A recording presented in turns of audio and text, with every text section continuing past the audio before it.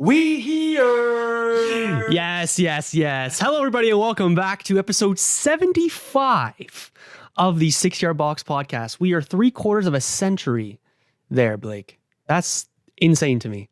That is insane. I'm here, joined by Blake, after a very pudgy couple of days celebrating the holidays, and we're here for episode 75 of the 6ixYardBox podcast. How quick has that come? The amount of food I've been eating is like, I don't even know what to say. Like, I'm on a generational food eating run. Like, I'm the Messi of just stuffing my face right now. I'm gonna be honest. No, me as well, bro. We've had a couple of good Boxing Day games. At least if you're not a United fan, we have learned that they are, in fact, not back. They've lost 3 straight games since our last recording. But Arsenal are much better off. All right, Liverpool have basically already won the league. Chelsea are falling off, ? And City are still in the mud. It's basically more of the same. Yeah. But it's holiday edition, isn't it? We're here discussing all of that, plus our favorite moments of 2024, as this is probably our final episode before the new year. And of course, an FPL roundup where, spoiler alert, Blake is making a comeback, maybe? Is the comeback on? Probably not, but you know, we could try. We could try.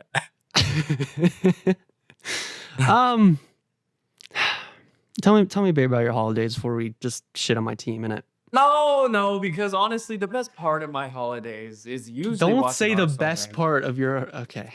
No, but what does it always help when I wake up and I see that United are playing? Not only are they playing, they're playing 17th place Wolves, they're let's be honest, they're actually a decent team. They shouldn't be that low. But yeah, that was on Boxing Day, so I had family over as well. But that was kind of demoralizing. I'm not gonna lie. Watching that, like, it was just, demoralizing watching United lose. Like, as a United fan. No, as a United fan. Like, if I'm looking at it from their perspective, oh my god, I want your perspective too, because you are the king of analyzing your team, and I love that. But I just don't know the avenue. And I know you don't either. And I trust Amorim to take you guys in a place where you can become more of what we think you should be as a club. But like the whole thing about him playing fullbacks at the wingbacks, which is like not what he usually does.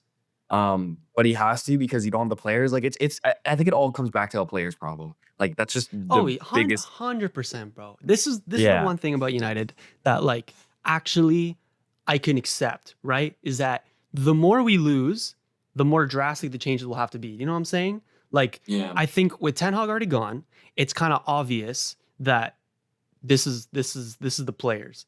I told you who knows how many times last season that no matter who's in charge of this team, that we're gonna have the same issues with these stupid ass players that should have been gone years ago. And was I a little bit delusional when Amorim came and won a game or two? Maybe a little bit, maybe. But everybody and their mother knew that wasn't going to last. So I'm not surprised in the slightest that we're losing games like this. And it's just, oh my God. The thing that pisses me off is seeing the narratives of like, it doesn't look any different to Ten Hag or to any manager before that. I disagree with that. But the individual errors and the performances is, oh my God. Well, and it's naive to think it's going to be totally different when the squad is the exact same. And it's not a squad that has this potential to play to an Amorim system and that you can trust them to play in a position that they're not used to. Mm-hmm. No, we know that this squad is not able to play many systems because they've sacked so many managers. So if you're expecting Amorim to come in and polish a turd, as Mark Goldbridge always says, it's not going to happen, right? Fuck yeah. Oh my God. It's so, you look so sad. It's like, it's the holiday season. It's so, it ruined my Boxing Day, bro. I was like, you know what? I'm just going to chill in bed all day. I'm going to have the games on. All right. I see Chelsea lose in the last minute. I'm like, oh my God, what a day. They're finally humbled. Now United's going to take care of business against 17th place. Oh, wait, we're still shit. I forgot. Well, and maybe it's because I haven't seen you in a while and I miss you. And we haven't potted in a while, but like I genuinely feel bad for you right now. Like I usually kind of laugh, but you don't. No, you don't, mate. No, you don't. No, you fucking don't. Maybe not. No, you don't. Maybe. Fuck, man. Bro, oh my God. The fact that we, like, Delo looks so shit after looking like one of our brightest sparks last year is crazy. I have some sympathy for it because he's not a left back. All right. But, oh God, God, it's so rough to watch.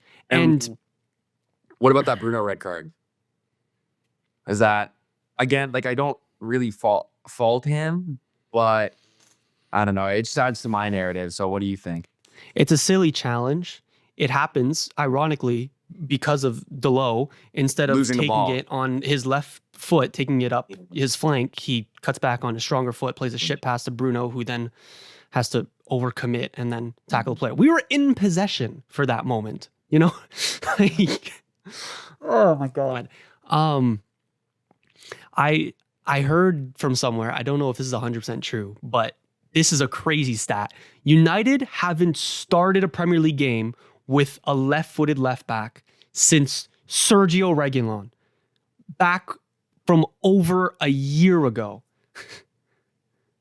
Well, yeah, Shaw hasn't started. Shaw's been injured. He's made some sub appearances and came back for the FA Cup, but that's like a handful of starts, not in the Prem. No, didn't Malacia start? Malacia started, didn't you? Not a Premier League game, bro. Oh my God. Yeah. So we've had Delo there for basically that entire time. We've played Amrabat there. Remember him from last year? We've played Amrabat there in that time. Who else did we play? I think Ugarte played there at one time. We've played Anthony there for a handful of tries.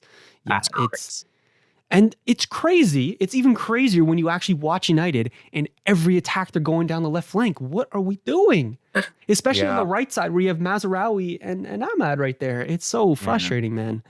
Well, and that's the thing too. Like, it's kind of unfortunate, like I said, that like you had to play. Mazraoui was at the wing back position in that game, right? And it's like the times that it has been looking well, it's been like a more winger, not a defensive per player there. You know what I mean? So again, it's just fitting into the system. Like you can't get the right juices out of the team if you're squeezing a fucking watermelon. Like, you know what I mean? It's not gonna work. That was I don't know what that meant, but I'm trying. Just, oh my God, bro! United need to buy a left back in January, and it sucks because I don't trust them at all to do it. We've been linked to Nuno Mendes, Alphonso Davies. I think Kirk has a little bit, but we'll end up with like a fucking, I don't know. We'll grab Marcelo out of retirement. Kind of move like that for United, bro. And that leads me to my next point, that how much should we really be trusting Ineos? Because I'm getting a little bit like, they got in bed with the Glazers over, I think, this time last year. And sure, they've hired a few people with some fancy names. But if you actually look at the moves that they've made, especially the Dan Ashworth move, then I have to be questioning them a little bit. And that's on top of them firing a bunch of staff, everyday staff, the people that are, just above the poverty line. They've canceled Christmas parties. They got recruitment wrong. They've even, I saw a story today, they canceled a fund for ex-United players that are living under the poverty line. It's like 40 grand a year they put into this fund, and they didn't even notify this like union of former players until the payments just stopped coming in. So they're making some egregious and quite small budget cuts, and yet it's unreal. And at the same time, they're telling us about, I don't know, we don't know if we can make this move or that move in January because there's fair play that, and there's FFP this, and Premier League financial rules this, and it's just so frustrating. Like, there was a story on Christmas Day that came out about what Qatar's plan would have been if they bought United, and I don't want to harp on it too much because that ship has sailed. And you hate me every time, but the article was that day one, they would have cleared our debt in the billions. Day 2, they would have taken us off the stock exchange. And day 3, they would have announced plans to plan a new stadium. Ineos haven't made half that progress in a year. That's all I say. That's all I say. Of course, it's an upgrade from the Glazers. I'm not fucking denying that. But let's not pretend the Glazers aren't here still. Yeah, right? That's true. And increasing ticket prices and all the other cost-cutting shit they've been doing, that's like Glazer-esque moves. That's something that we'd expect from those people. But instead, it's Ineos who's... Anyways, all that to say, I don't really trust them getting a good left back. Yeah. And I feel like you probably need a window to validate all of this little side hustle, whatever they're doing. You need a good window, a positive window that can sort of prove to you that it was the right decision, prove to you that they know what they're doing. So I understand it. I would harp on you for shitting on your owners and all this stuff. But I do understand that you do need one to just give you a little sense of security that this is the right way. You trust these guys to take you to a place where you want to be. Yeah. We did sign some Paraguayan wonder kid or something. But I don't know. He's 16. I don't think Diego Leon is his name. And I've seen the highlight packages. He looks good. Good little prospect for the academy. But what that cannot be our left back signing. Come on, lads. I think their summer window was good. I think the Ugarte signing's been good. The Delict signing's been good. Say what you want about Xerxes and those guys, but they have time. It's early still, and at least the bulk of their signings in the summer have turned out well so far, and they're long term. They're not old.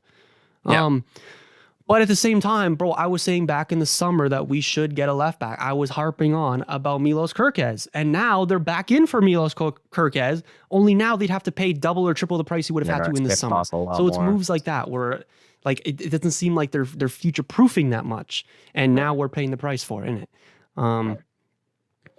Bit weird, the Nuno Mendes story. We asked Antoine about what he thought about it, and he doesn't really believe it. He thinks Nuno Mendes is just trying to get a new contract, which I could see. Really? Interesting. I mean, I guess players. I think his contract runs out in the summer, or at least next summer. Okay. But I mean, players do that, but it's just it's a weird. It's a weird situation to put yourself in the club in. I don't know so you tell someone to get a rumor out, and that's just, I don't know, just weird. Good little player, maybe a little injury prone, but underappreciated at PSG. I wouldn't mind him. Another Portuguese man. I know someone who would love that. Anyways, he's gonna jump ship. You probably should. Again. Oh my god. Again. Yeah. He's gonna jump back on ship. Is what you mean? Yeah, no, he's a good player. I mean, at this point, you just need a body that's left-footed. It's gotten to that point, right? You just need a body that can play on the left side. So take your pick. Yeah, well, that brings us on to Rashford. He has not been in the squad since the City game. He's done. Rashford is done. Yeah. He, I think...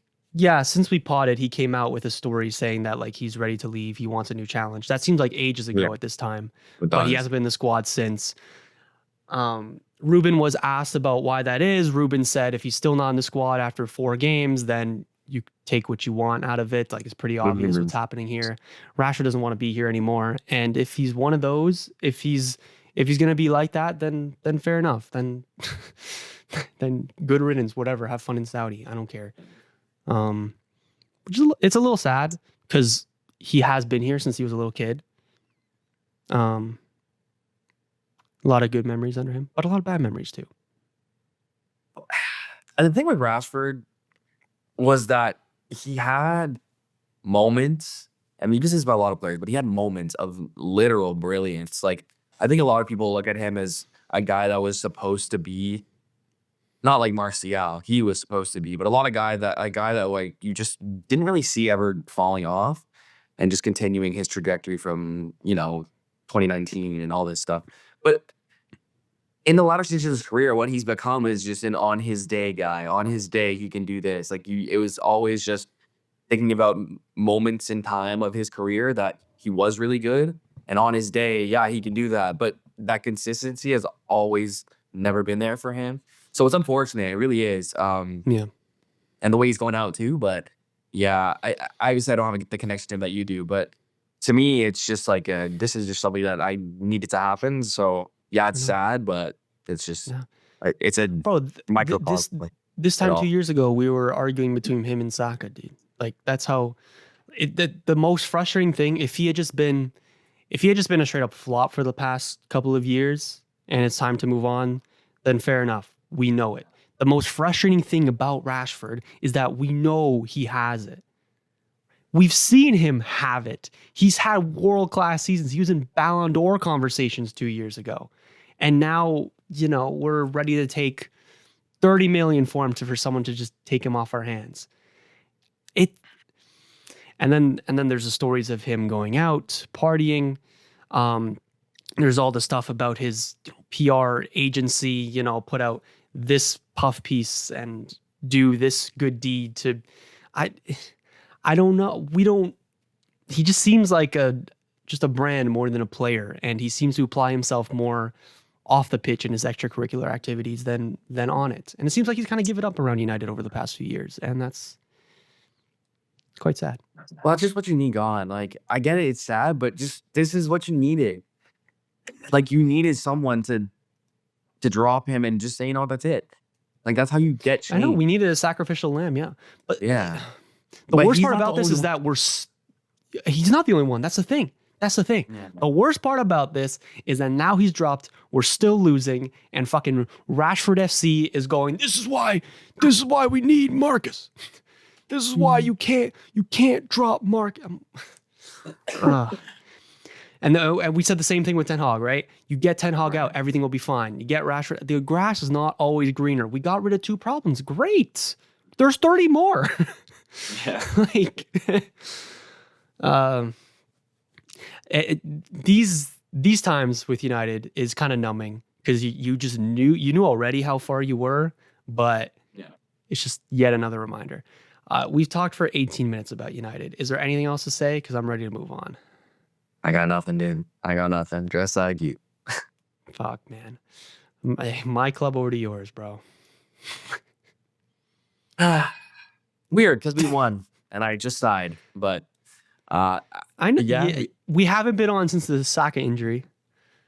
Oh, that one, like, that's another thing. At this point, it's like, whatever powers there are at B doesn't want Arsenal to win the Premier League this season because I didn't like Liverpool fans talking about they have injuries. Talk to me when Salah goes out. Talk to me when Salah goes out. Talk to me when any of their midfielders go out. But not any of them. They have a different system that the midfielders kind of works well with not just one player out. But that's not the point. We have had Martin Odegaard out for 2 months, missed 12 games in all competitions. We're going to have Saka out for 2 months at least. He had surgery, which always takes longer to recover. And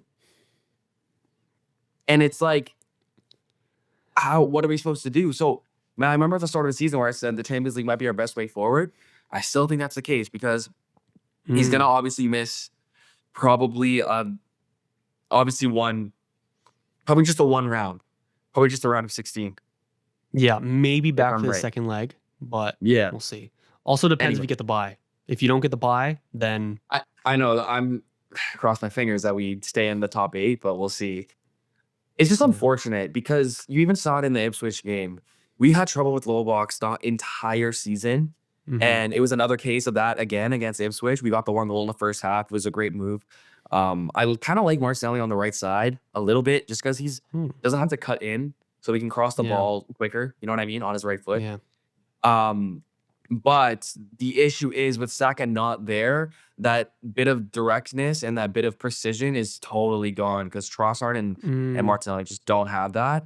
So it's unfortunate where he's gonna be gone for a while. So we gotta get someone in the summer. If we're not playing Sterling there, we gotta get someone.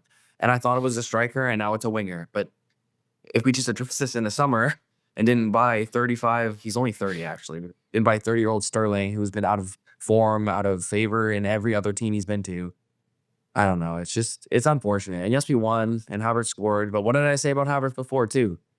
He only scores top ends. He only scores when it's forced fed to him, and he scored a He almost good goal. missed that goal, bro. He almost fucking missed. If he missed that, well, I don't think oh my god.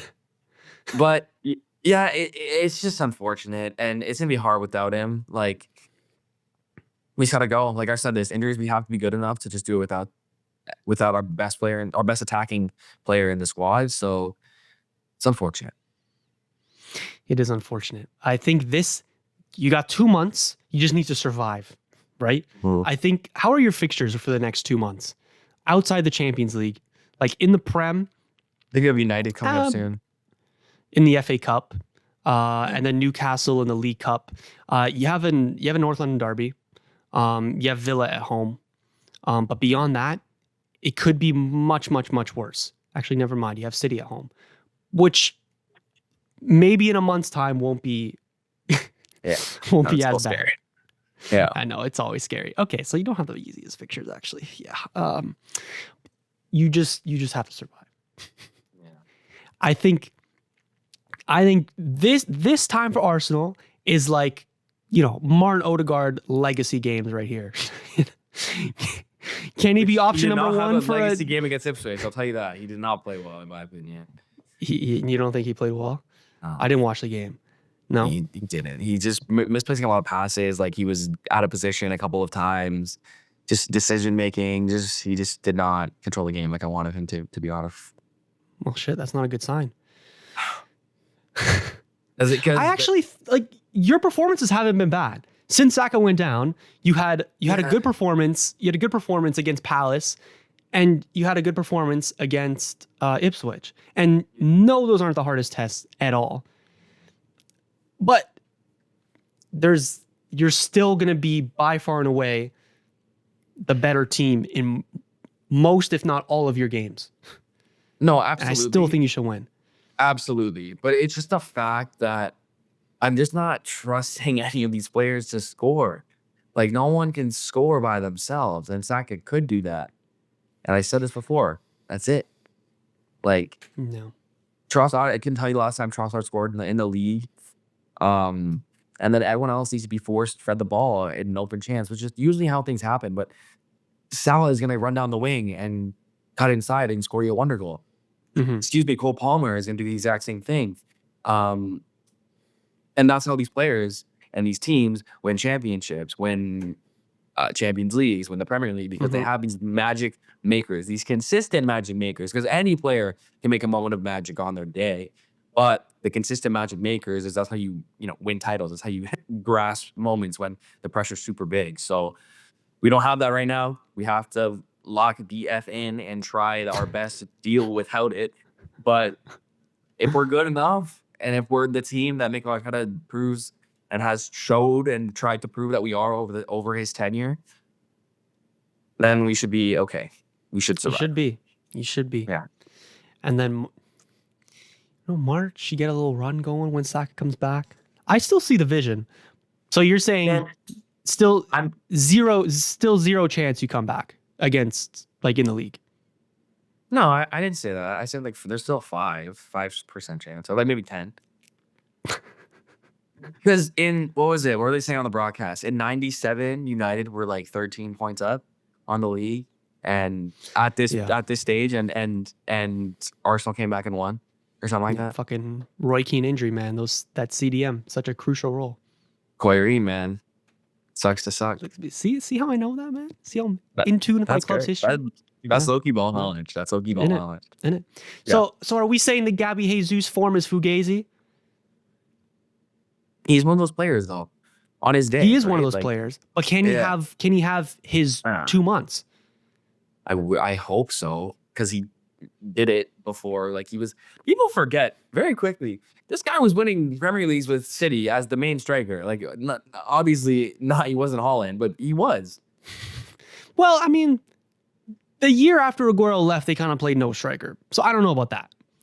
But they actually opted to not play Gabby Jesus and won the league. But he had his moments. Yeah, that's what I'm saying. Like, what is that? Didn't he score like a what? Did he score like a hat trick again? I can't remember. A hat trick against, I don't know. But scored a couple. I just remember. Yeah, I remember like he was a well-touted player. Obviously, he was never the goal scoring machine that Holland is or any of the main strikers in the world, but he can still do it. I don't think he will do it to a level that is acceptable to the number 9 at Arsenal, but it's okay. No, I don't think so at all. Miles brought him in FPL, so that could be a good sign for you, if you're right. That is good. That is good. Which I think is the most like fucking casual pick. Yeah, bro, it's such a homer pick. Like, what are we doing? He scored 3 goals in the EFL Cup, and now we're talking about bringing him. Well, then a brace in the Prem, to be fair. But then I think the first goal was off the Saka cross, right? Yeah. Saka cross, it falls to him, good finish. Second goal, fair enough, quality finish. Yeah, it was great. Yeah. But like, did he play against Ipswich? I didn't even notice. Yeah, he did. But he did nothing. We're back at this now, where Havertz is playing in the midfield, and Jesus is at striker, so they're both playing, and it's weird. Like, it's just so frustrating. But it's going to be frustrating. This is the last thing I'll say, and then we can move on. Declan Rice back in the squad, back in the starting squad. That is, I just love him so much. Like, he's one of those players that you don't always notice he's there, but you sure as hell notice when he's not. Oh my God, he's so good. It's just that like little security blanket, little blanket hoodie that you put on. You're like, okay, there's someone there for him. You still have like one of the best defenses of all time here, so let's not, pretend like you're a shit team now. If they were fit, like we still have a left back, Miles Skelly. Shout out to him. Actually, he played great. I hear. A player, dude. He's a player and a half. And I said the other day, I was like, why is everyone getting mad at Arteta for like not playing for playing Cardi at right back when you have like Miles Skelly who's like 17 and blah blah blah blah. He trusted him, which you do have to do at times. You have to trust your youth, and it's working out. Fair play. Yeah. Man, the next 2 months of you watching a front five of Odegaard, Havertz, Jesus, Trossard, and Martinelli. Man, we gotta sign someone. We're not going to, but we have to. You are going to lose your mind. Oh my God.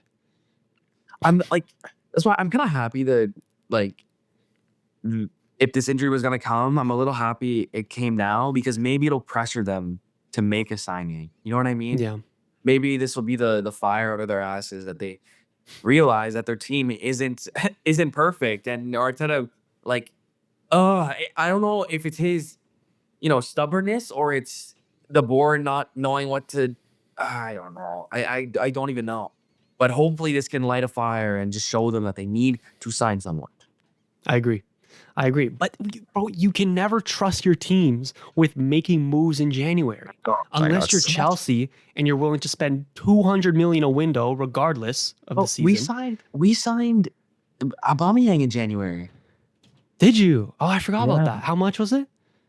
I don't even know. Probably like 40 or something, but 45 maybe. Oh, God.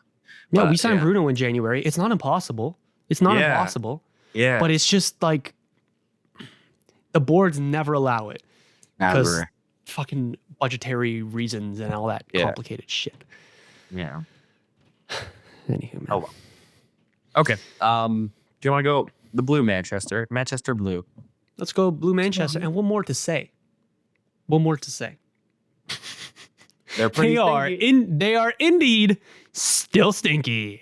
There's like we used to skip over Man City because there was nothing more to say because they were winning every game. Now we're doing the complete opposite. We're about to, speed run this segment because Man City lost again. Move on. Still ass. What's there to say? Next. Like, what is there to say? They're not good. Like, it's crazy. Holland's inability to do footballing things besides put the ball in the net are really on display during this drought the city's having. My goodness, I need to show you this right here because of all freaking companies to have come up with like a GOAT graphic around this whole Holland thing. TSN, bro, let me share this with you. This stat on Canadian TV. Before the stay humble comment, 10 goals in 5 games. Since then, 3 goals in 12 games. You see that? That was on good. TSN. Shout WTSN, bro. Out. Big W. I don't even have the rights, but fair play. Yeah, that's good. The intern went crazy with that one. Whoever's on good. CG, good fucking job. I know. Anyway, that's good. Yeah, I mean, they're definitely not known for their footballing takes, but no, not at all. Yeah, no, WTSN. I like that a lot. That's a good little tidbit there. The fall off is genuinely crazy. Yeah. I don't know. I wish we were in first. Like, it's fun. This is the issue, though.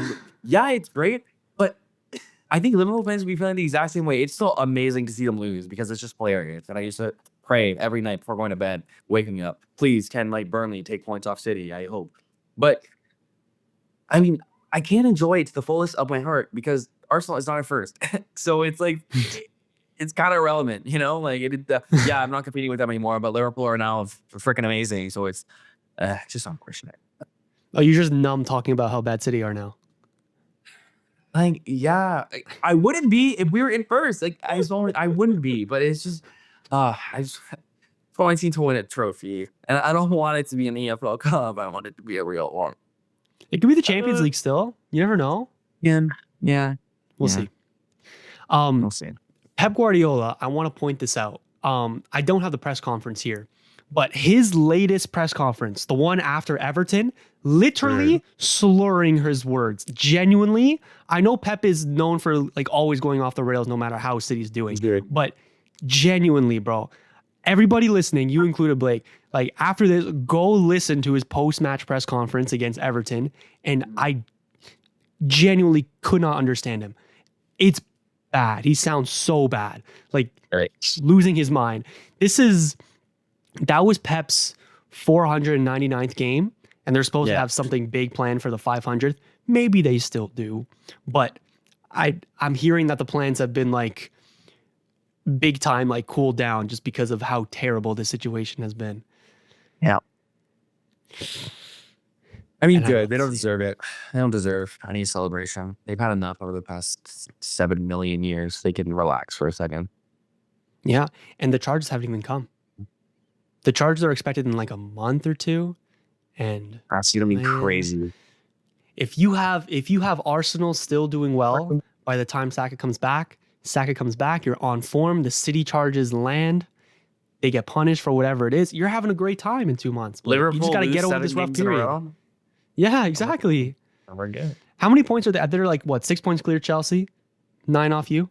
Yeah, with a game in hand. So, so it's not looking good. It's not looking good. Hey, a Saka injury, man. Not that we're wishing that. Of course not. A Salah injury. I'm trying to think of who I'd rather win the league. Like, we're supposed to hate Liverpool. Like, I'm supposed to hate Liverpool. Fuck you. But no, would I also hate to see you come brag in the studio? Maybe. No, you're an asshole because you like to say that you're on Arsenal side and you want them to win, and then you say shit like this. Because I hate City. Because I hate City, but now it's not City anymore. So I don't know who to cheer for, bro. I still love you, Blake. You're going to cheer for City or Liverpool over us? No, I'm not cheering for City. City are last. I hope they come 20th. All right? Okay. That's crazy. I don't know who I'd rather win the league between you and crazy. Liverpool. This is exactly maybe I'd rather why. Chelsea win it. Maybe I'd rather Chelsea win it. Well, that can make sense. Sure. It's not even you, Blake. It's not even you. You know I love you. You're my favorite Arsenal fan, which isn't saying much. But but I'm just thinking of the Arsenal fans I know through the grapevine, mostly on the internet, and I don't know if they deserve to win the league. I'm not gonna lie.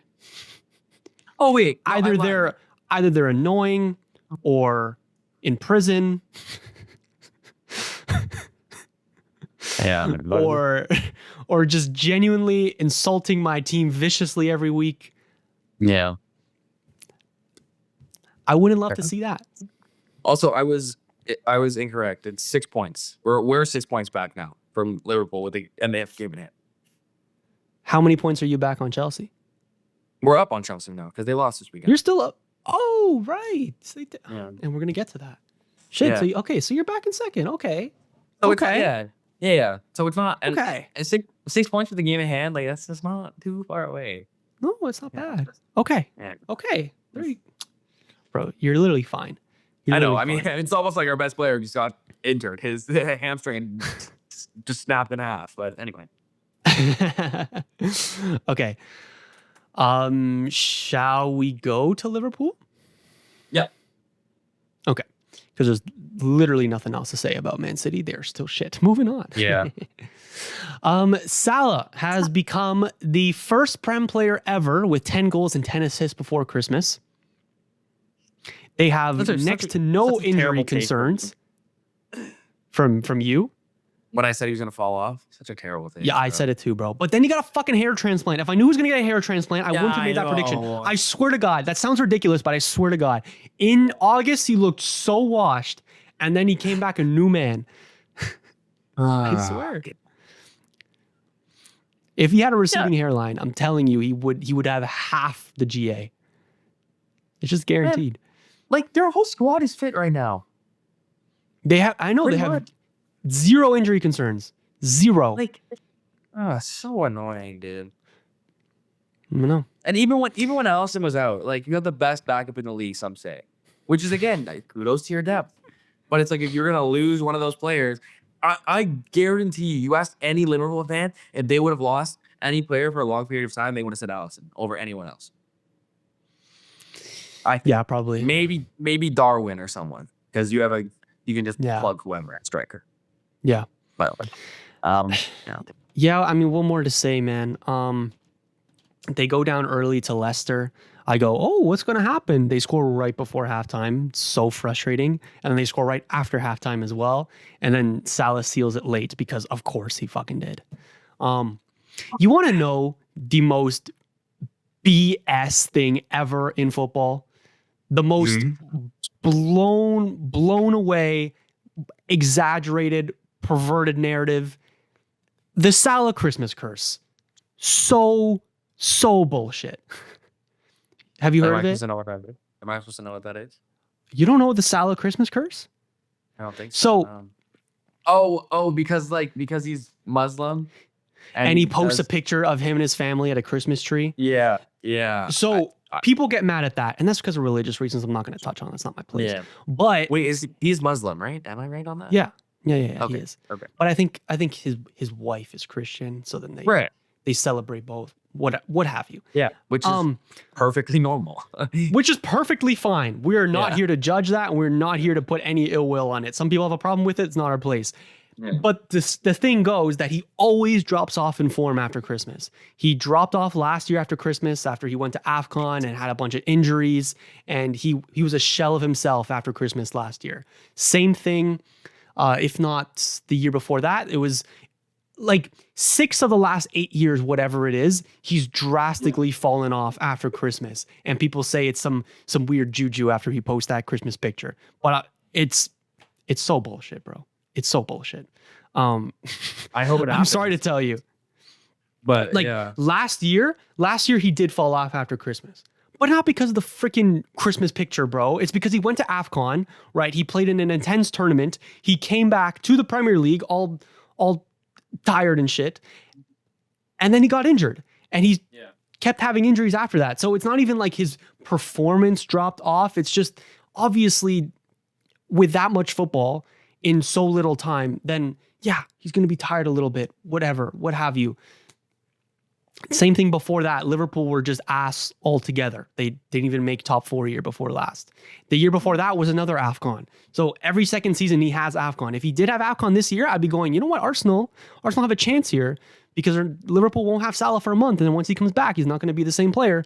But that's just not the case. He can put his full focus into Liverpool. And as we saw on Boxing Day, when he scored a neat little goal, he's not going anywhere. And people that are holding on to a Christmas curse for Arsenal or Chelsea to still win the league, I'm sorry to tell you, man, but It's fugazi. All right. Thanks for ruining my dreams then. I'm not ruining your dreams. It's just people on the timeline. It's just people on the timeline. No, I got That's you. all I'm saying. I got you.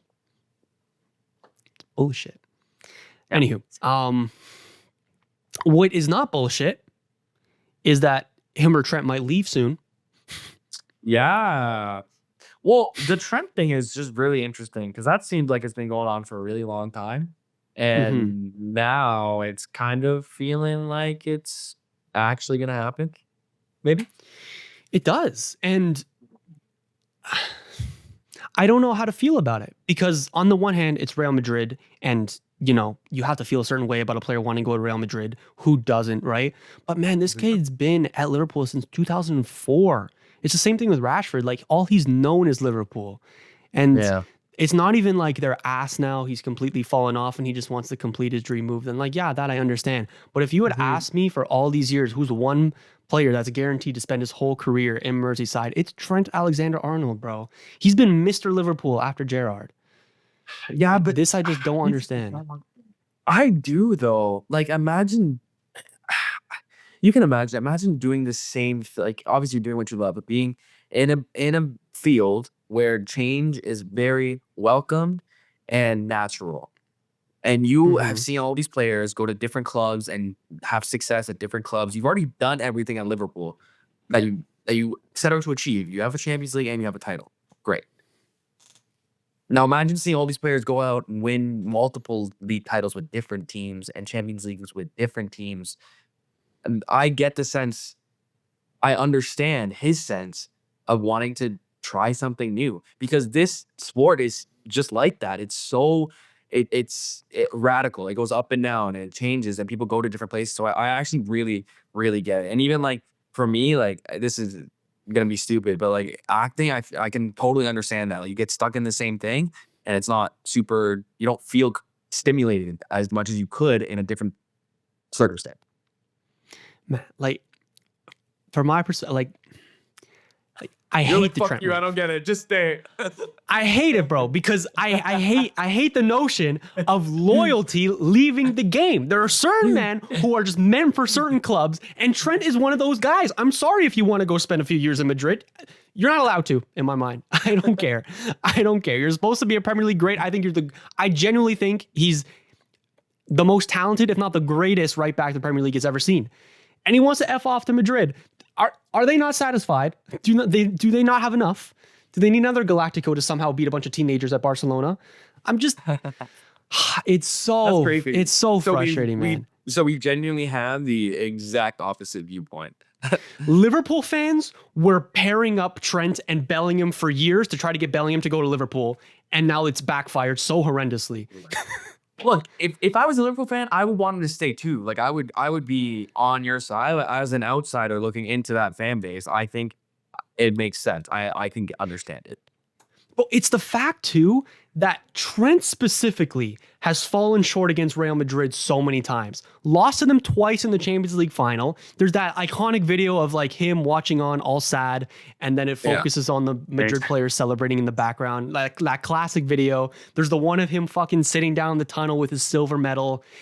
Yeah. It's just one of those images that doesn't make sense in my head. Trent Alexander-Arnold is Mr. Liverpool. Been there since he was a literal child. And I hate the fact that there's no loyalty, bro. He achieved all he had to achieve. He did not just the thing. He beat City. He beat City when City were still fantastic. He did that, and he won a Champions League before City did too. He did both of those things, and he was a key component.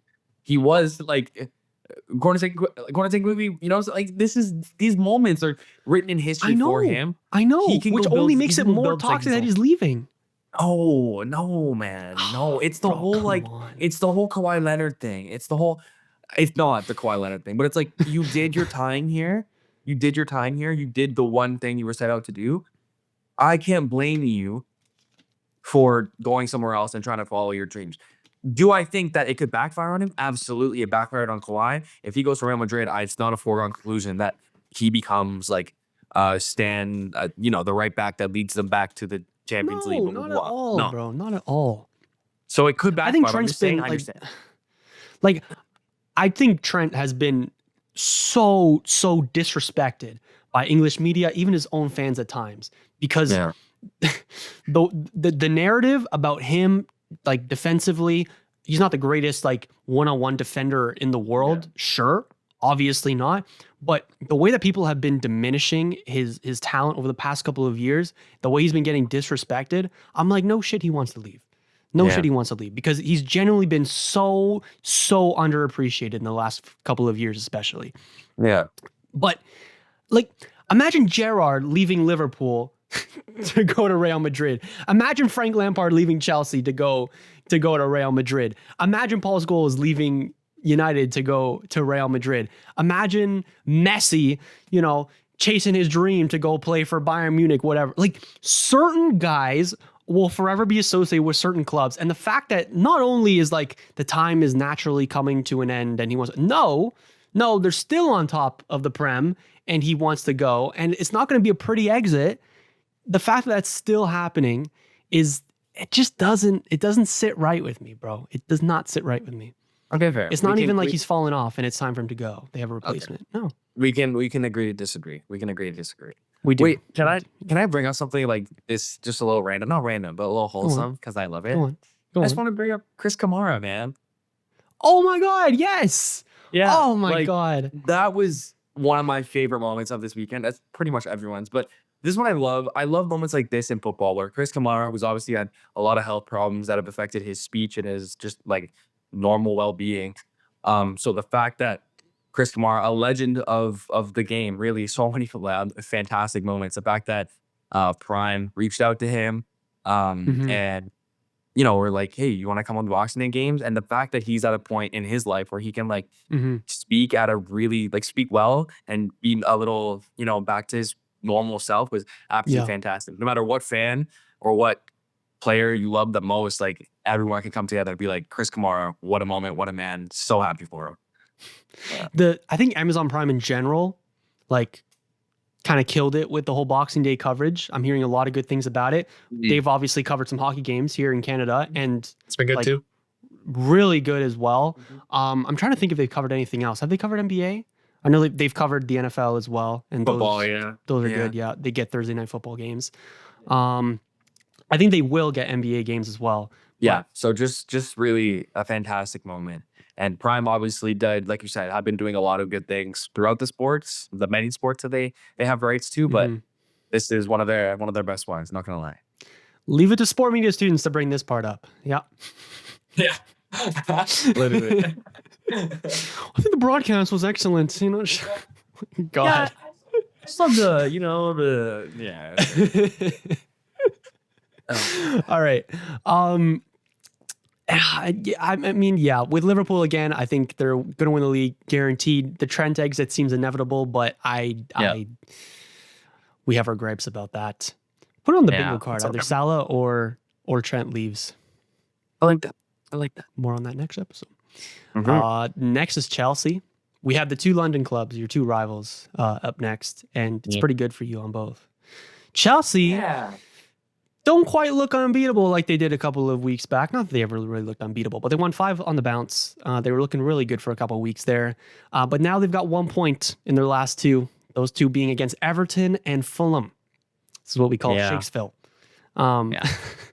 Of course, leading 1-0 against Fulham at home. I think at home. Was it at home? I think it was at home. It was. In the 80th minute, leading 1-0 against Fulham at home. And you concede 2 and throw it away, basically. The best moment is my dad was home for this game. So I was washing in my room, and then I turned it off to go brush my teeth, whatever. And then I come down right when it's the 90 whatever minute, when they right before they scored. And I come down and he sees them turn the ball over. He looks at me, he's like, they're gonna score. And then Fulham goes in and they score. And yeah, he was less than pleased, not gonna lie. I think Chelsea have been spectacular this year. I'm completely convinced by Maresca. But I'm worried about the Chelsea players. I'm worried that complacency is going to sneak back into this team. I think they have pieces that are by far and away ready to win a Premier League, right? Obviously. But there's still some players in there that I think we can question because of their role in the kind of mess that Chelsea had been for years past. I don't think they have the defense. They don't have a title win defense at all, right? Yeah, no. I don't trust the defense there. Don't trust They'll their probably goalie solve either. it in the next window. I don't trust Robert Sanchez either. Good point as well. But even some of the dead weight, like Jadon Sancho. Like even like Nani Madueke, I don't trust sometimes. Yeah, like, that's fair. That's fair. There's some guys there, even Enzo Fernandez, who have been really good over the past couple of weeks in a more advanced role. Yeah. Like even him, yeah, he's been great this season, but how many players who are, mostly shit have had good periods of form, but then go back to their shit ways when you count on them the most? I'm worried about complacency in this Chelsea squad, and maybe they'll come back and they'll win their next few games and sure, I look like an idiot. But title winning teams is not this. You know what I mean? Yeah. Yeah. And I want to point something out to you that I think it was Rory. I like giving credit to the people I find stuff from because I feel bad. We giving credit to Rory Jennings on this pod. We are because okay. Of course. No, not Rory Jennings. Not Rory Jennings. No. Arsenal Rory. Other Rory. Yeah, Rory. Arsenal Rory. Okay. Rory, just imagine. Shout out to what was that? Gavin and Stacey. I know he's not on that, but it's just the British show that everyone's been. Gavin and Stacey knows the series finale. No, it's like James Corden's on it. See, it's another acting thing. Don't worry about it. It's fun. I know Roy Jennings was on EastEnders. I know he was on that. Oh, was he? He was. That's funny. When he was like our age. That's crazy. No, I want to talk Rory talk football. Whatever. Not the point. Point is that did you know that in the last 18 games of Poch's stint at Chelsea and the first 18 of this one with Maresca, Chelsea have the exact same record? What? Or something like that. Really? Yeah. Wow. Huh. So again, I could be quoting this wrong, and maybe it's not the exact same, and maybe it's like 1 or 2 points off, but that brought up the point, kind of adding to your point. Are these players, is it Maresca's system that we should trust? Maybe. Or is it just that this team was kind of on the right trajectory and they've been kind of going up and now they've gelled together into something, and it's not really about the system per se. It's that these players are finally doing and playing to their abilities. I don't know. I see that as well. Just a question too. That's a good point. That's a really good point. I still think the Poch sacking was really dumb. Like, right? It's looked good because Maresca has not sunk, but Poch was doing really well, bro. And I just think he had some disagreements with the board about signings, and they just axed him. Yeah, well, that's what I mean. Like, which is unfair. If my thing was right, like, if just looking at their last kind of run in last season, like, yeah, they lost 5-0 to Arsenal in April, but 2-2 draw at Villa. Then they beat Tottenham, they beat West Ham, they beat Forest, they beat Brighton, they beat Bournemouth. That's like 6 in a row that they, or 7 in a row, 5 in a row, sorry, that they got points in. So I don't know. It's been definitely a point to analyze, I would say. Yeah. Can't trust Chelsea, man. Can never trust Chelsea. Your dad's going through it right now. Yeah. Well, we definitely can't trust Tottenham either. Honestly, they're really close to you guys. You guys are like little best buds in 12th and 14th, just chilling together, looking at the top of the table. It's kind of cute. Bottom of the mountain. And they're kind of the same thing too. I don't know what's going on with them. You want to talk about someone stubborn. And it's definitely Ange. I'll tell you that. It's definitely Ange. Bro, he frustrates me so much. Oh my God. If I was a Spurs fan, oh my God, I would. They are so, like, the players by themselves, like so bipolar, and it's only worse with Ange's system because it's just. Like, if you were a manager, what would you do in this situation, right? You have a center back partnership of Dragazin, who is like an outside rotation player for the team, never really plays, right? And he got hurt, by the way. And now he's hurt. And your other center back is an 18-year-old midfielder. What do you do in that situation? I'll tell you what you don't fucking do is play Ange ball. Yeah, I know. You don't play Ange ball in that moment. They play Ange ball in that moment, and they conceded 6 XG to Liverpool. They could have held 10 to Liverpool. It's insane, bro. And oh my god, and Fraser Forster. Oh my god. Oh, with that as well, we didn't even talk about Fraser Forster, bro. You know what's it's almost like when he receives the ball or when he's just like surveying, it's almost like he's not. I know it's not. It's just the way he plays. It genuinely looks like he's not trying. It looks like he could not care less about what's happening, and he just walks like this. And he gets the ball and he go, okay, and I'll kick it. He looks like it. It looks like has never played out from the back in his life because he probably fucking hasn't. Fraser Forster in 2024 is like that old uncle you have that still says they can throw a ball around. Yeah, but then at family football, it just like if you want to talk about shoving square pegs into round holes, that is what Ange is doing, and you can't do that with players you can't trust. Which is why back to United when Amorim has to change the squad a little bit because players aren't available or you can't trust them, blah blah blah. You get that, you trust that because he's not trying to get more out of them in a position that won't benefit the team. And just being stubborn in a lot of ways and just not caring about the positions that these players are in and just putting them there and asking them to do jobs that they are not capable of doing. Facts.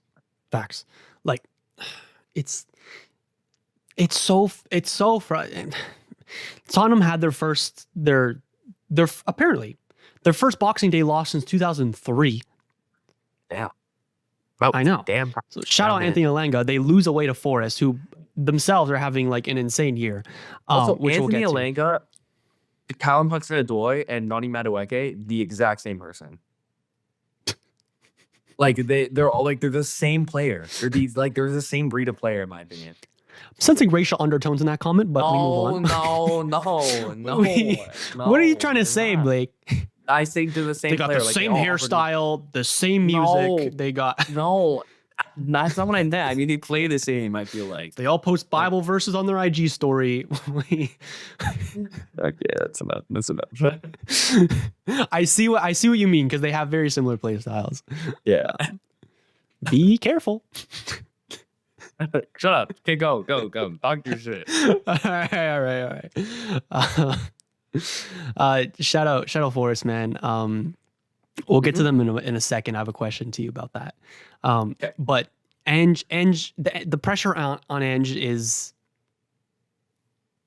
palpable right now because they're just such a frustrating team to watch, and every week it is the highest of highs and the lowest of lows, and you don't know how to feel being a Tottenham fan. At least with United, it's consistently shit. So you have that expectation there. Tottenham, you're really high one week and then you're really low the other. Well, because just looking at the table here, like they have the second most goals scored behind Liverpool. Liverpool have 40 and they have 39. So their scoring has not been a problem.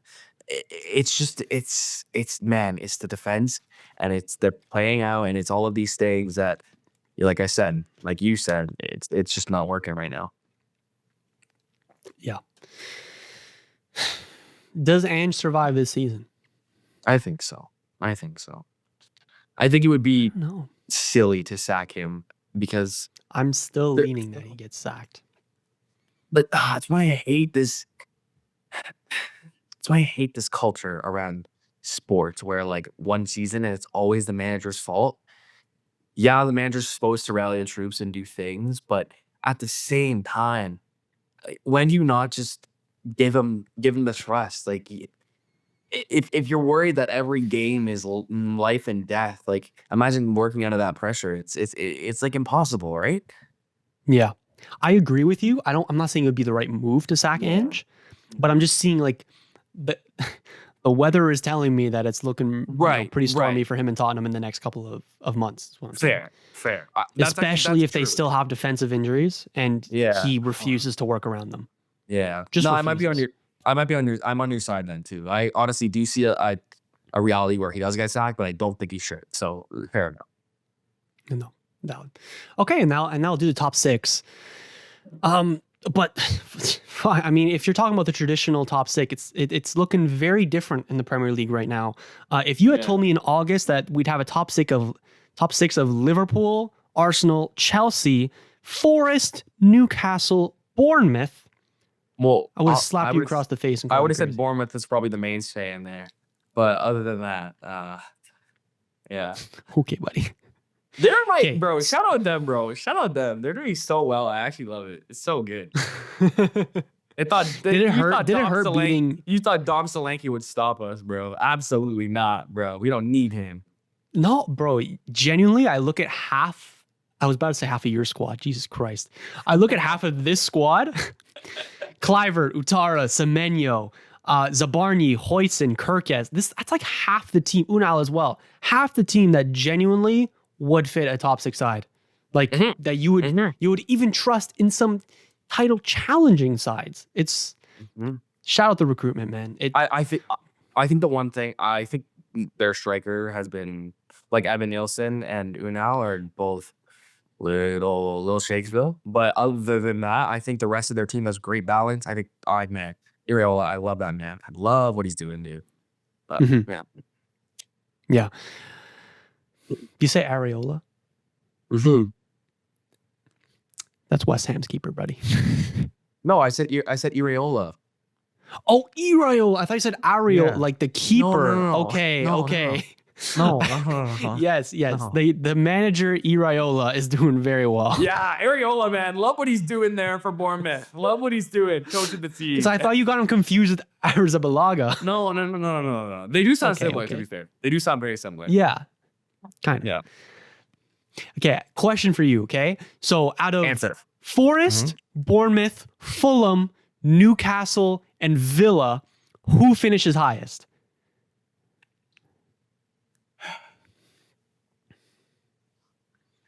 Like, you kind of have to say Nuki just on player talent alone, but my heart is going Forest. Like, genuinely, I think Forest, the way they're the scariest team to play against right now. Out of the 4 of them or the 3 of them, they're the scariest team to play against. So I go with them, I suppose. We'll say Forest. I agree. I look at Isak's form right now, and I'm high on Newcastle at the moment, especially with Gordon and Murphy and those guys contributing as well. Like, this was a top 4 team, less than 2 years ago. Let's not forget. And it's pretty much the exact same team. Now they have Tonali back and all those guys. So I would maybe counter with Newcastle, but if you pick Forest, like, I'm not against that at all. Yeah. I wouldn't even be surprised if Bournemouth do it, bro. Bournemouth look really good at the moment, especially if one of those 2 strikers starts putting it together. Yeah. Well, and then you can't forget about Villa either. Villa's a Champions League team as well. Yeah. Yeah, and we can talk about that red card too. But just, man, if Bournemouth get into Europe, like, you know how crazy that would be for them? That'd be fucking amazing. Yeah. So good. But yeah, that red card, I mean, I don't really, I'll be honest, I didn't watch the game, so we don't have to go too deep into it unless you want to. But that red card, I think it is a red, low-key. Like, I know it's unfortunate, but you just did. Really? You think that the red was a red? I don't think it's a red at all. I don't know. Like, that's why you need, like, because at the same time, if you accidentally, like, rake someone's ankle in a challenge, like, if you go accidentally step on their foot, that's a yellow. You know what I'm saying? Yeah, but it was a straight red, right? Yeah. So a yellow card, I think, is worth it because he actually stepped on him twice. But just in that moment, bro, like, what is he supposed to do? What is he genuinely supposed to do? I know he's off balance. I know. This is another league. This is a different example. This isn't the best example. But that freaking head kick on Donnarumma, that wasn't a red. Yeah, that wasn't a red. The man needed like 20 stitches. That wasn't a red. But that one is like you're kind of you have the right to go for the ball, I guess. Like I don't fucking know. I don't know. I think Duran would have been like, I would have been crazy impressed if he was able to dodge the player there, like dodge Sar. Yeah, it's unfortunate. I don't think that's an avoidable one. Like that's fair. That's fair. Like I would, if it was Arsenal, I'd probably feel like you got hard done by, but I would also see how it could have been a red. So I don't know. Fair. I think justifiable crash out afterwards as well.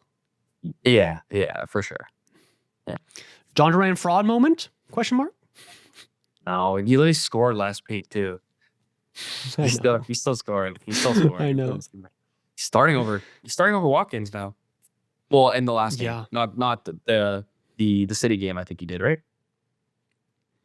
Could be wrong. Yeah, you are correct, sir. But now Watkins is gonna come back, and I think Watkins is gonna remind us of the good player that he is as well. So yeah, they have a good little. Do not count out Villa. Man, is what I'm saying. Anywho, basically one more question for you, and then we move on to the FPL roundup, and then we call it an episode. I want to ask, right? It has been good. I want to ask you your favorite moments of 2024. Favorite football moments. Damn. As an Arsenal fan, I'll let you think of some. I have one some right listed now. off I here. have one. Oh, go on then. One. Not my favorite, but one I always think about was that Neuer challenge on Saka. Like, not one of my favorite. I was literally about to mention it. I was about to mention it. Because it lives rent free in my mind. Because it should have been a penalty. Oh my god! I was about to say it because it's. Oh my god! The amount of callbacks you've had to that moment and the head loss you had, so good. Because it's so unfair, bro. This is like that was the Arsenal agenda, just surmounting everything. Because how is that your favorite moment? Wouldn't that be your least favorite moment? Yeah, but it's just like firing me up, you know? It gets me going. Oh, it gets me going too. I love that moment. Moment. The crash out from you, generational. The other ones I have the basic ones like United FA Cup win, recent win against City. But then I have also here Inter Miami going out of the MLS playoffs. So good. After pushing Brad Guzan in the net and being all cocky all season. I love to see it. I love to see it, bro. I love that. I loved it. You wouldn't. The only time all season I've been interested in MLS since maybe TFC's first game. I wouldn't give a shit if Messi wasn't on that team. I absolutely wouldn't. I absolutely wouldn't. And then fucking bro, ESPN FC glazing them all season. Bleacher Report, House of Highlight glazing them all season. Unreal glazing from them. I was so satisfied to see it. And then FIFA still giving them a Club World Cup spot. Crazy. I also have the Italy's winner against Croatia. That was good. Because I watched that with Serena, so little bit biased there. I have my name's not Andre, mate. Oh, that's good too. Onana, that's good too.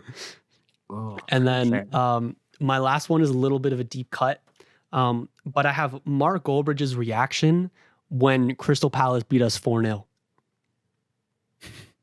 Let me show you. I've definitely seen it because I'm a Mark Goldbridge literal fanboy, but I don't think I've ever. I have the clip. The 3-0 especially. Okay. Is noteworthy. Let me play it for you if my phone wants to load here. Oh, fair. Damn, what about your moments? That's too bad. You gotta have other things because I really had to think about it. Oh, I guess the Canada penalty win, that was nice. Yeah. I really like that one. That was a really good one. I forget who was that against Venezuela? Was that? Think so. I don't even remember. Chile? I can fact check for you. Anyways. Blake.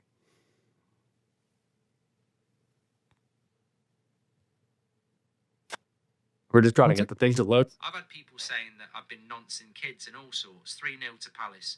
But the point is, give a shit. It is 3-0 to Palace. Oh, that's from that game. I didn't know Was I losing my head in the moment too? Absolutely. But afterwards, good. Oh, it was so good. That is good. Yeah, that's a good one. I like that one. I like that one a lot. Yeah. Yeah, it was Venezuela. We'll go that one for me. See? International football. I'm a fan. It was great. Also, Yazabal's late winner against England. England losing the Euros was good as well. The head loss there was great. I highlight them a little bit because they didn't deserve to scam that tournament, bro. I know they did not deserve it. Right, it's almost like they have to rely on a bunch of late winners and not good performances. I wonder if that's ever happened in a tournament before from another nation, also in Europe. I don't know what you're talking about, bro. I don't know what you're talking about. So Spain did it really well.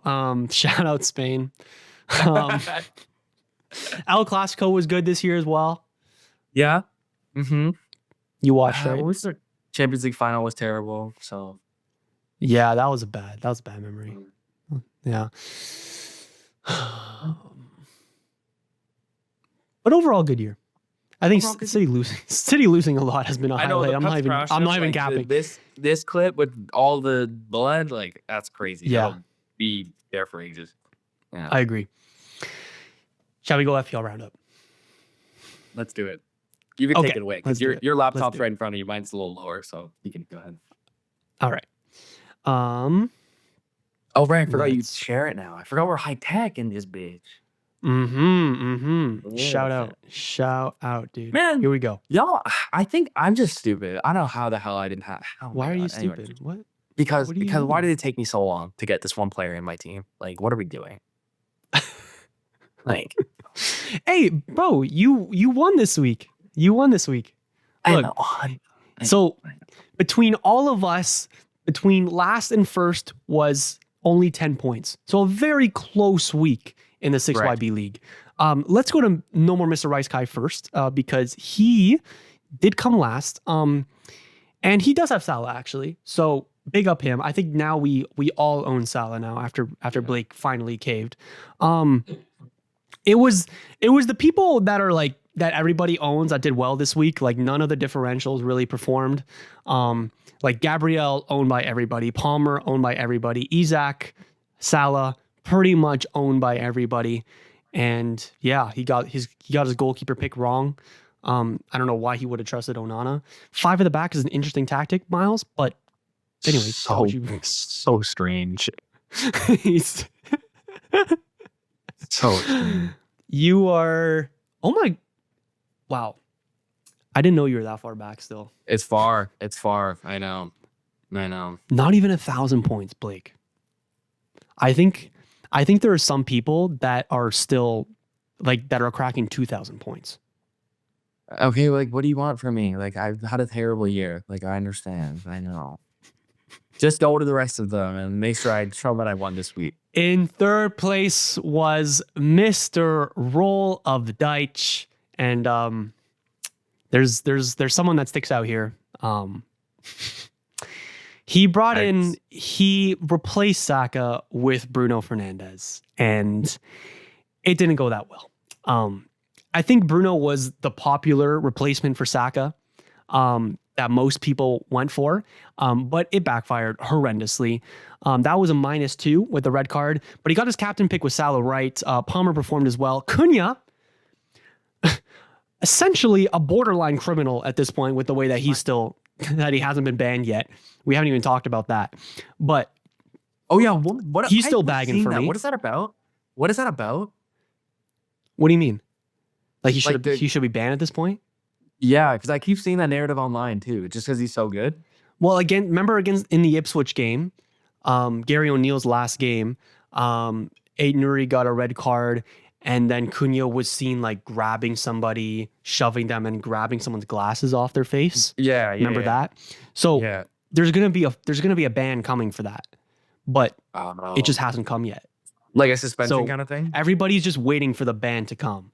Like a suspension? Like it's going to happen. Yeah. He's going to be suspended for like 4 or 5 games. Right. Okay. And when it does, Wolves are fucked, let me tell you. Yeah. Yeah. But he's still cooking right now. That makes Spoiler, sense. I have actually sold him. Damn. Yeah. I think it is time to move on. And I did bring Isaac in. But anyways, João Pedro as well is on fraud watch. And then he had Enzo Mikalenko not performing really on the bench. And yeah, that's really it for me. 60 points is a red arrow for myself. But it is what it is, man. It's only a small red arrow. In third place this week was Mr. Macaroni and Cheese with almost an identical team to mine. This is getting a bit sad. Yeah. Palmer doing well. Saka, same captain. He has Ahmad and Bruno. He's doubling up on United, which is crazy to me. So glazed. Which is crazy. Yeah. So that's looking like shit. Cunha performing for him as well. And nothing much beyond that. He also got a red arrow. He's down to 420k overall. Still really good. Still fucking amazing, dude. And then number 1, Mr. Badiashile with an overall rank of 6.4 million. Not last. Good Lord. That's crazy. And so who is... You know what's crazy too? I feel like you look at my team every week and yeah, I've had some bad decisions, but it's not like my team. I don't like I have random players like Miles. You know what I mean? Yeah. Yeah. I mean, who'd you... So you replaced Saka with Salah? Yeah. Was that the move? Who'd you bring Clivert in for? I can't even remember. Someone low. Someone who didn't have... Check last week, and you know? I see. Well, he's suspended now, so good. I know. Good job. I gotta. He had good. You got rid of Smith Rowe. Oh, I got rid of Luis. No, I got rid of Luis Diaz. Oh, you got rid of Luis Diaz. That's because I had 2 transfers, right? I had to go, and I couldn't. I needed money to make up for someone. I see. Yeah. Okay. Not the one I would have gone for. Not gonna lie, but. Yeah. I just thought they were. He could do well. They had good fixtures. They had good fixtures coming up, and he was coming off a good performance. So I was hoping he could replicate. But I see. Yeah. So you're gonna miss the Fulham game, but then Everton's a good fixture, and then a tough. I assumed I would bank a transfer like during the next week because I like the team, and then I keep him for Everton, and then transfer him out for the 2 Chelsea game, the Chelsea and Newcastle. But fair. From 25 onwards, he has really good fixtures. To be fair. Yeah. So good job there. Leaf Davis over Robertson. Can you explain that one to me? Yeah. Again, I don't think Robertson's gonna get assists, and I don't think Liverpool are gonna get a clean sheet. So yeah. So you backed Leaf Davis against Arsenal? To get an assist, absolutely. This is how much you shit on your team, bro. Why are you backing Ipswich against your team? That's crazy. Because we only scored 1 against them, and I was low-key right. And he's definitely going to get an assist against the best defense in the league. Like, what is this, bro? We are the best defense in the league, eh? Like we have conceded the least amount. Of course you are. Of course you are. Yeah. You're so frustrating. But fair play. Shia Badiashile manager did secure top spot in the league this week. Yeah. He didn't tell me got a that big green arrow. The comeback might be on. He did say that. You gained like no rank, but it's fine. It's fine. Good job, Blake. Good job. Round of applause for Blake. And that's going to conclude this episode. Way. Yeah. I've enjoyed it. Have you enjoyed it? It was fun. It was good. I miss the studio so much, man. I know. Me too. Like, this is good, but it's not the same. It's really not the same. We're back in 2 weeks. Yeah. Less than 2 weeks. Probably 1 or 2 more with remote, and then we'll be back. Sounds good. All right, everybody. Well, that's concluded another week. Concludes 6YB coverage for 2024, more than likely. We'll see you in the new year. We hope that your holidays have been excellent and that your football watching experience, especially on Boxing Day, has been decent as well. With that being said, everybody, we wish you a very happy new year and a very Merry Christmas and that whole stuff. And we will see you next year. Take us away, Blake. We out. Happy holidays. See you, everybody.